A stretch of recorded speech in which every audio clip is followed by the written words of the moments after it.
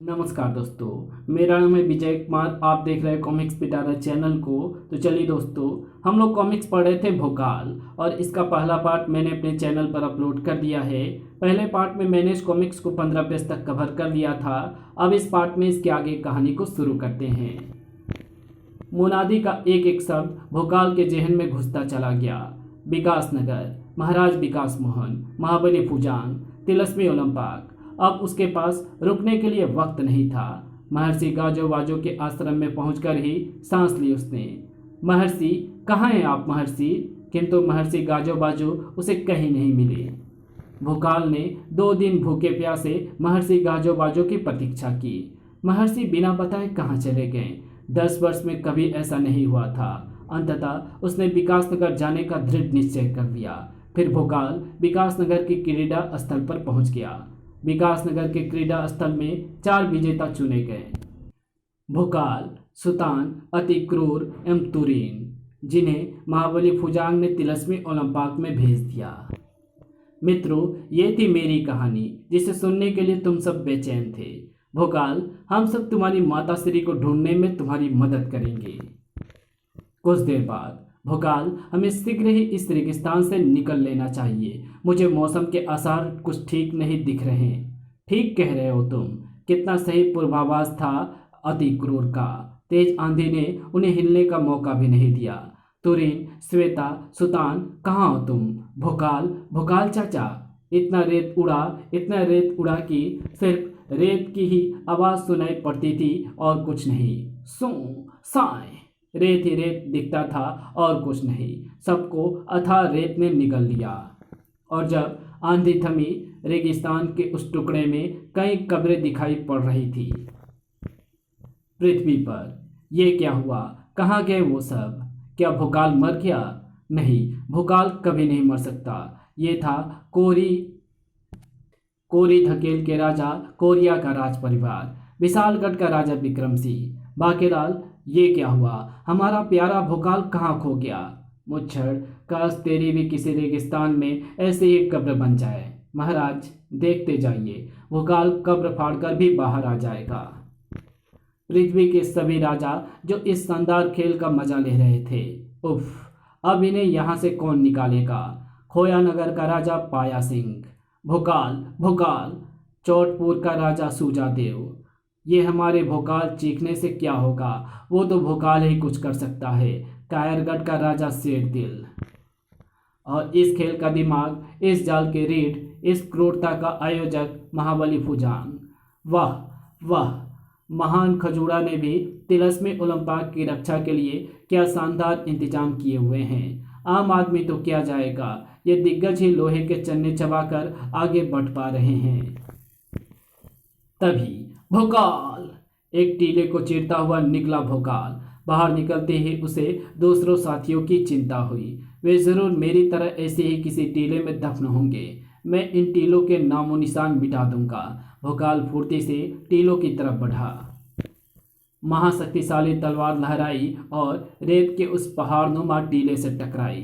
टीले का एक एक कण बिखर गया और रह गया अति क्रूर और राजकुमारी श्वेता। ऐसे ही दूसरा टीला भी उड़ा दिया गया। सुतान अभी भी बाज नहीं आया। यार, तुम लोग कहाँ से आ गए? मैं तो सोच रहा था कि यमराज मिलेगा तो उसे सम्मोहित करूंगा। जाओ यार, सब गुड़ गोबर कर दिया। किंतु भोकाल को भी अभी चिंता थी तुरीन की। लेकिन सभी टीले ढहाने के बाद भी जब तुरीन नहीं मिली, वो कहाँ गई? बहुत देर तक भी जब वो ना मिली, उफ, हमने अपने बहुत अच्छे साथी गंवा दिए। पृथ्वी पर भी तुरीन एवं कपाला के खोने का गम मनाया जा रहा था। उफ तुरीन, मैं तो तुम्हारी दीवानी थी। मौतमगढ़ की राजकुमारी चल्ला, उफ, राजवैद्य को बुलाओ, मुझे दिल का दौरा पड़ा है। भोपाल का राजा चौपाल, मेरा क्या होगा? मैं तो कुमारा रह जाऊंगा। मुझे तो तुरीन से शादी करनी थी। गढ़चिरौली खुई का राजकुमार मजानू,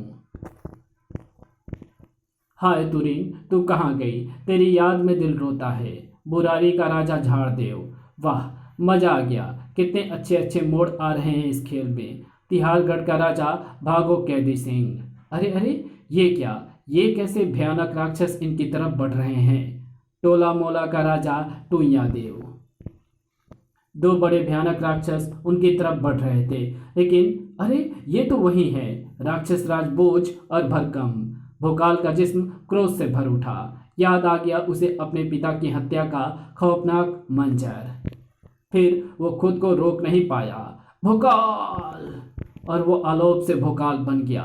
रक्त का बदला रक्त से ही लेना था उसे। भोकाल राक्षसों का संहार करने के लिए बढ़ा। दरिंदो, आज तुम्हारा आखिरी दिन है।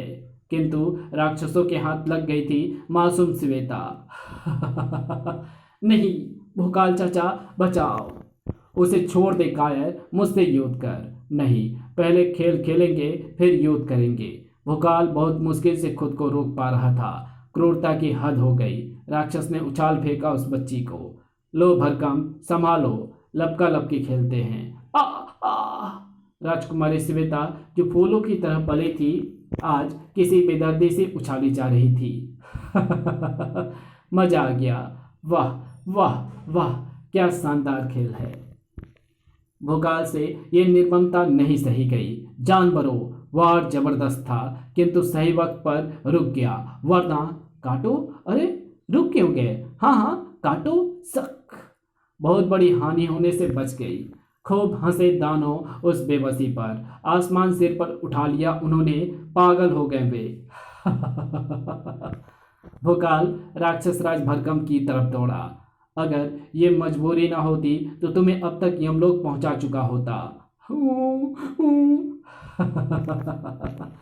तभी राक्षस राज भरकम ने अपनी तलवार श्वेता की गर्दन पर टिका दी। बस, अब ये खेल खत्म। अब हम दूसरा खेल खेलेंगे।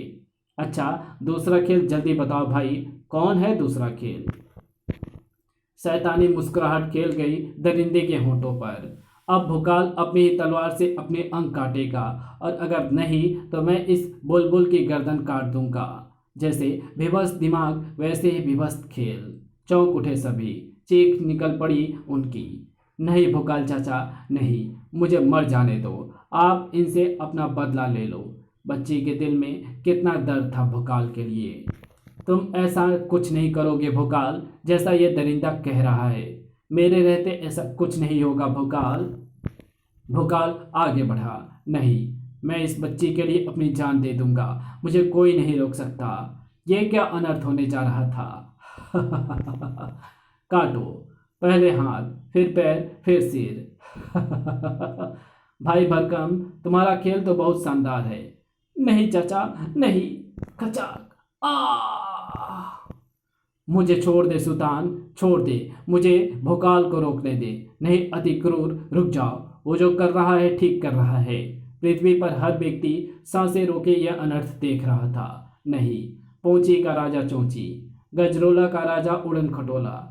ऐसा मत करो भोकाल, तुम्हें कुछ हो गया तो मैं अपनी जान दे दूंगा। और विकास नगर में महाराज कुछ कीजिए। अगर भोकाल को कुछ हो गया तो हमारी श्वेता की रक्षा कौन करेगा? हम तुरीन के खो जाने से पहले ही दुखी हैं प्रिय, हमें और दुखी ना करो। मुझे और मंदिरा पीनी पड़ेगी, सारा नशा हिरन हो गया। दरिंदगी अपनी सभी सीमाएं पार कर चुकी थी। वाह शाबाश, अब अपना दूसरा पैर भी काट फेंको। भोकाल ने अपनी दूसरी टांग की भी बलि दे दी। हाँ, ऐसे अब काटो अपनी गर्दन। अगले ही पल किसी ने राक्षस राज भरकम को उछाल फेंका। धड़ाम, धरती से टकराते ही दोनों का सम्मोहन टूटा। जी हाँ, सम्मोहन। ये सब था सुल्तान के शानदार सम्मोहन का कमाल। गिली गिली। जिसकी आड़ में अति क्रोध ने राक्षस राज भरकम को धूल चटा दी। और भोकाल, वो तो सही सलामत खड़ा मुस्कुरा रहा था। धन्यवाद सुल्तान, अब मेरी बारी है इनको खेलने की। तुम दोनों बच्ची को लेकर पीछे हट जाओ। धोखा। टूट पड़ा भोकाल 19 हत्यारों पर। इंसानियत के आगे हैवानियत नहीं टीका करती हत्यारों। टनक। अपने ऊपर एक एक अन्याय का बदला लेने से रोकने के लिए अब कोई रुकावट भोकाल के सामने नहीं थी। खचाक। आ आ अभी नहीं, अभी तो तुमसे और भी कुछ काम है। हाय भैया, बोझ, मैं मरा। फिर भोकाल ने दोनों राक्षसों की टांगें भी काट दी। जय महागुरु भोकाल। वाह, लंगड़ा राक्षस, लंगड़ा राक्षस। दोनों राक्षसों की चीख से गूंज उठा आकाश। अब बोलो, परिलोक की रानी ओसिका, मेरी माँ को कहाँ छिपा रखा है तुमने? उछली पड़े दोनों बिना टांगों के ही। भयंकर पीड़ा भी जैसे गायब हो गई। परिलोक की रानी ओसिका, तुम्हारी माँ? तुम्हारी? हाँ, मेरी माँ। बक हरामजादे, कहाँ है वो? लगता था आज उसकी मनचाही मुराद मिल ही जाएगी। कठोर हो चला भोकाल का चेहरा, चट्टान की तरह कठोर। सुनो, यदि अगले क्षण तुम्हारी जुबान नहीं खोली तो मेरी तलवार और एक क्षण भी नहीं रुकेगी। अब तो उसे बोलना ही था, उसका मुंह खोलना ही था। वो ओ जंग, बशर्ते कि वो मुर्दा ना हो जाता। और किस्मत को पता नहीं क्यों यही मंजूर था। घिर, उफ, एक बार फिर भटक गया भोकाल, क्योंकि अब उन दोनों में से कोई भी उसे उसकी माँ परी रानी ओसिका के बारे में बताने के लिए जीवित नहीं था। बोलो, मैं कहता हूँ बोलो, किंतु मुर्दे कहाँ बोलते हैं। अगले क्षण पागल नजर आने लगे वो। मुझे बताओ, कहाँ है मेरी माँ? मुझे अपनी माँ के पास जाना है। बोलो, बताओ। रो ही पड़ा वो ममता का मारा। माँ, तुम कहाँ हो? बूह। आंखें उनके ही भीग गई। भोकाल चाचा, मत रो मित्र, ये आखिरी रास्ता था माँ तक पहुँचने का, और वो भी आज समाप्त हो गया। भोकाल चाचा, मैं भी परी रानी माँ को ढूंढूंगी। धैर्य रखो मित्र, रास्ते और भी बन जाएंगे। तुम हिम्मत ना छोड़ो। मैं अति क्रूर पुत्र कपाल फोड़ तुम्हारी माँ को ढूंढवाने में आकाश पाताल एक कर दूंगा। सत्य के साथी और सत्य का दुश्मन महाबली फुजांग। अगर पल भर की भी देरी हो जाती और राक्षस राज बोझ भोकाल को उसकी माँ का पता बता देता तो वो सर्तिया तिलस्मी ओलंपाक से भटक जाता। इसलिए उन दोनों को मारना अति आवश्यक हो चला था। ये खेल मुझसे बाहर नहीं जा सकता। जैसे मैं चाहूंगा ये कठपुतलियां खेलेंगी। किंतु ये तुरीन कहाँ गई? उसे भी तो ढूंढना पड़ेगा। और तभी, वाह, ये रही वो। ये तो तिलस्मी के अंदर घुस गई है। वाह। इसी के साथ ये कहानी यहीं समाप्त होती है। तो मिलेंगे आपसे इसके अगली कॉमिक्स में। तब तक के लिए बाय। अगर आपको ये वीडियो अच्छी लगी हो तो इस वीडियो को लाइक शेयर कमेंट जरूर कर देना। चैनल पर पहली बार आए हो तो चैनल को सब्सक्राइब कर ऑल नोटिफिकेशन को सिलेक्ट जरूर कर देना। Thanks for watching my videos.